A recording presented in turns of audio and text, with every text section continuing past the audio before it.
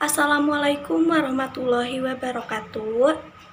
Perkenalkan, nama saya Nita Andriani dengan NPM 20423013 dari Prodi Manajemen Informatika.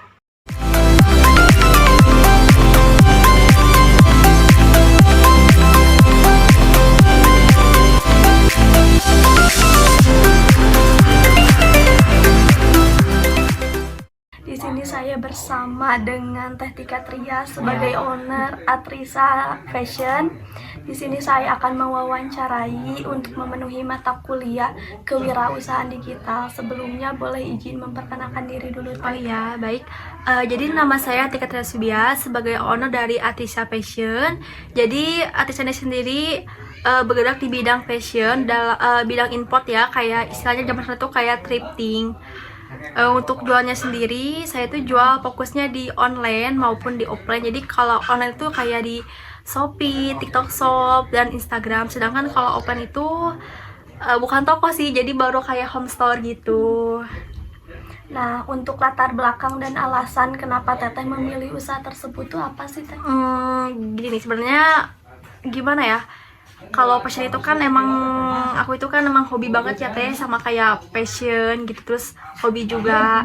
Dan selain hobi, gimana ya, jadi Atrisa itu punya kayak visi misi menjual fashion tapi dengan harga yang harga standar, jadi harga saku pelajar, biar jadi orang-orang itu bisa gonta-ganti outfit tanpa harus mengeluarkan uang yang besar gitu Teh.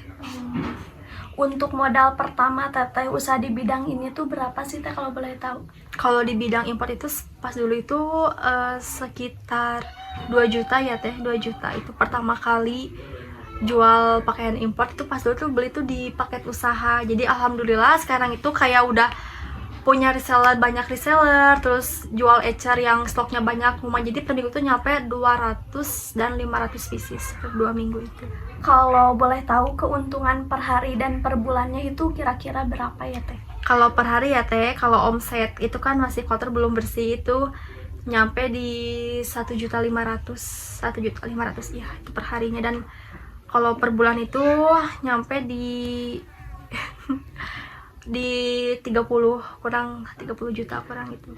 Kan banyak ya Teh kayak usaha di bidang fashion ini, bukan satu atau dua orang aja. Nah, untuk kelebihan atau hal yang membedakan antara produk yang dijual saat ini sama produk orang lain, kayak kenapa sih orang harus membeli produk dari Teteh itu? Ya, jadi gini alasannya, kenapa sih harus banget customer itu beli di Atrisa? Soalnya Atrisa itu menjual selain harganya yang murah, jadi masih di harga 35.000, under 40.000, dan produknya itu kekinian gitu loh Teh. Terus modelnya juga model yang anak muda yang sekarang suka, kayak dari cuttingan bajunya, warna-warna bajunya, gemoy lah istilahnya zaman sekarang mah kayak gitu.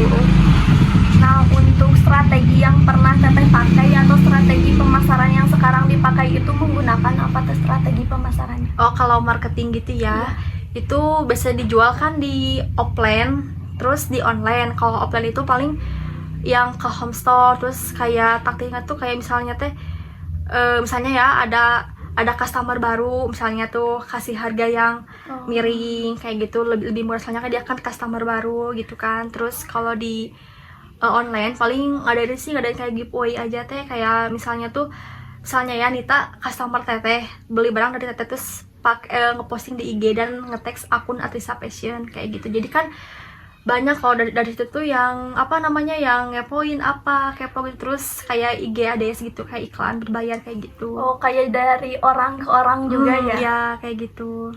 Terus bagaimana sih cara menghadapi pesaing yang memiliki usaha di bidang yang sama? Karena seperti tadi ya, banyak yang usaha di bidang fashion ini bukan satu dua orang, terus banyak juga yang memburu kayak fashion, dibutuhin juga apalagi buat cewek-cewek gitu. Gimana sih cara Teteh menghadapi pesaing yang memiliki usaha di bidang yang sama?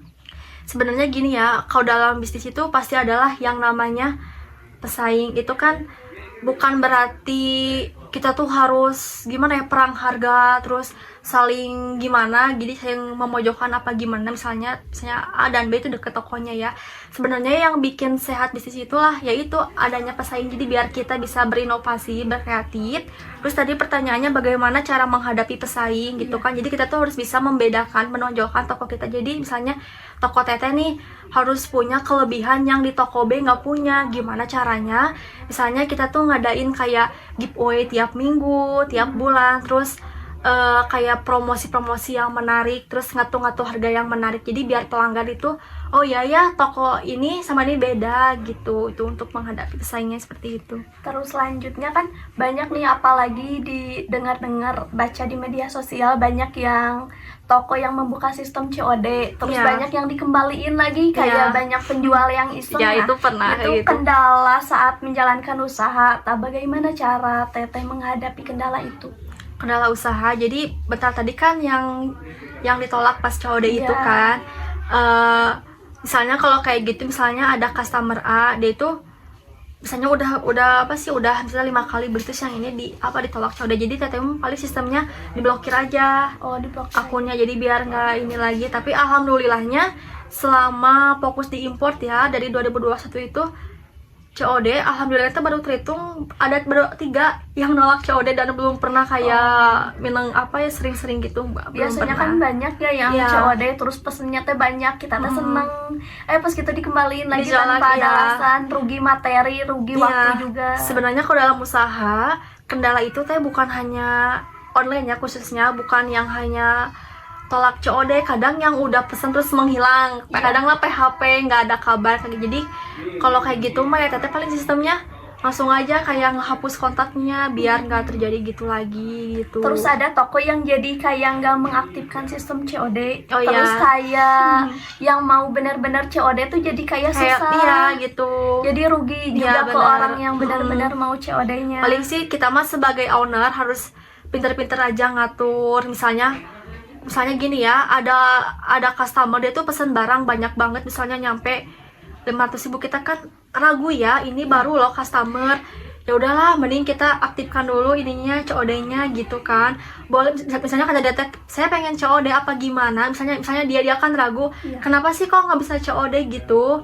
Jadi mending ini aja Kak, kayak sistem speed payment, misalnya setengah ditransfer, setengah COD gitu kan. Jadi biar kita juga ya was-was menghindari dari kayak penolakan COD apa gimana gitu.